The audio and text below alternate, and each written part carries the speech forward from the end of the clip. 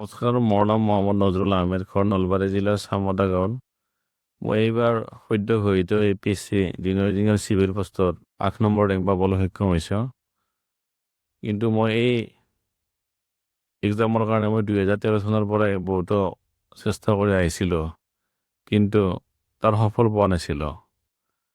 এইবাৰ মই 2024-25 চনত দুটা পৰীক্ষাত একেলগে উত্তীৰ্ণ হৈছিলোঁ, PHC JEE চিভিল আৰু PWD JEE চিভিলত।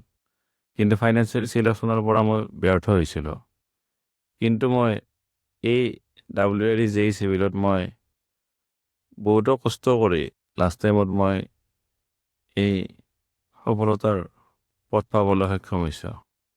এই নহওক, মই এই সফলতাৰ ৰাস্তাৰ বিশেষভাৱে APSCৰ কোচিং চেণ্টাৰ আৰু মোৰ নিজৰ চেষ্টাই বহুখিনি উপকৃত কৰিছে। আজি মই এইখিনিয়ে ক'ব বিচাৰিছোঁ, তেখেতসকলৰ ক্লাছৰ নোটছবোৰ আৰু ৰিভিজন ক্লাছ আৰু মোৰ যিখিনি গাইড বা কিতাপবোৰে মোক বহুখিনি সহায় কৰিছে।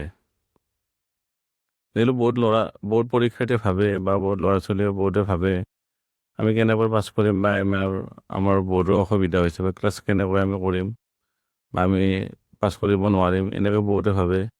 কিন্তু এইটো নহয়, এইটোৰ পৰা মানুহ হতাশ হ'ব নালাগে।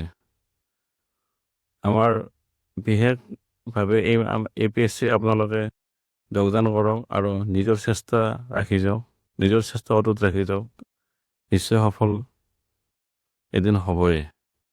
এইখিনি মোৰ ক'বলগীয়া, আৰু বিশেষভাৱে APSCক মই ধন্যবাদ আৰু এবাৰ জনাইছোঁ। Thank U.